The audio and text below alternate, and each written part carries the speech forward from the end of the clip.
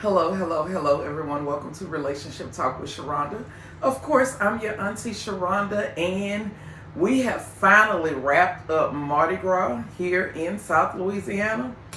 Mardi Gras is one of my favorite Louisiana cultural holidays. And I stress that because it's something that's really, exclusively to some southern states. The whole country doesn't celebrate Mardi Gras.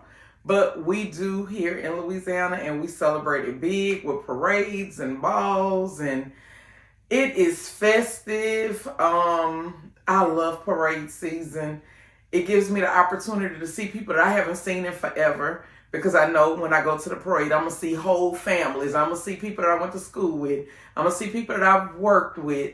I'm gonna see just people that I grew up with in different neighborhoods. So I always look forward to Mardi Gras because it's like a big family reunion, right? But before we get off into this video, because this video will be about family today, before we get off into this video, let me tell you about my sale on my website. It's a sampler. Try all three for 30, right? You're going to get the sloppy toppy, which wets your mouth. It activates the saliva gland, okay? Then you're going to get the nud. And y'all know nud is $40 a pack by itself, right? But I really want people to try this stuff. Like, it works really good. So nud it's a sex bite. It makes it feels as though you have tapped into a sexual high, okay? Great product. I absolutely love it. Follow the directions on the pack, right? Juicy as fuck is a gummy that is going to turn you all the way up. It is a sexual enhancer. It elevates you, whereas this relaxes you. Different, right? This one going to elevate you, turn you up. This is going to relax you, relax the pelvic floor, all this type of good things. So they're going to all do something different. And you can use the sloppy toppy with either one of these. No, you cannot use all three of them together. But you can use the sloppy toppy with the juicy, or you can use the sloppy toppy with the nud. They're all on my website. Try them all for $30. It's on my website under the featured items, okay? So now that we've gotten that out the way, there is a video that is trending online. It has been sent to me several times. And it was basically like, Sharonda, what would you do, right? So let me give you a brief scenario. It's a young lady. She appears to have left her home. Her mother-in-law has moved in. For whatever reason, she came back to her home, or the home that she once lived in. And I'm not sure if she left voluntarily or if I don't know why she left. But she came back and the mother-in-law was there. And the mother-in-law was basically screaming and cursing and letting her know how she was not welcomed. And the guy that she had the baby with, because she never called him my husband, but she did imply that they had a child together and it was their house. He stood there and he said nothing. Okay? Let me give you some wisdom, young ladies, okay?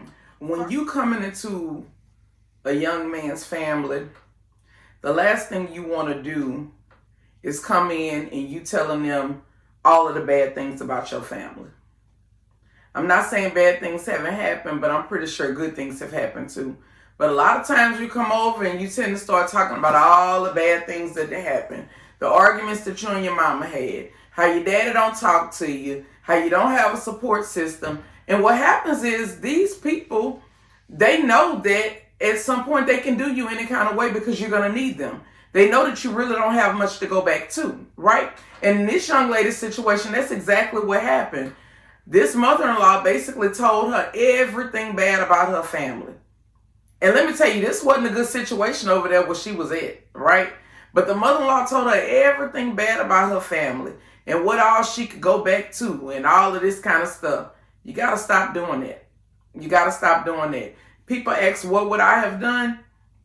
And the issue wasn't, it doesn't seem like the issue was with the baby daddy. It's just that he was a weak man. And he allowed his mother to come in and dominate his home. He had no order, no structure. And let me say this, a man like that, because men in our lives are sent to protect us and provide, right?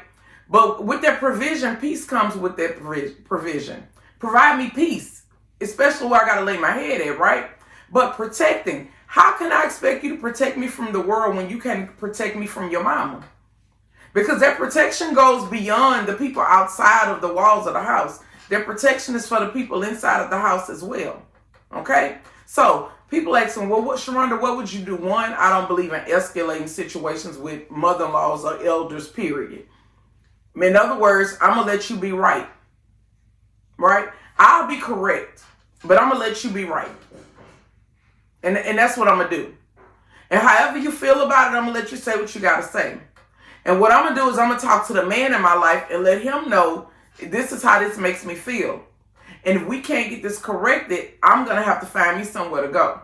And this young lady, she had already left. Don't know where she had went. But when she came back, and it was just really, really bad, right?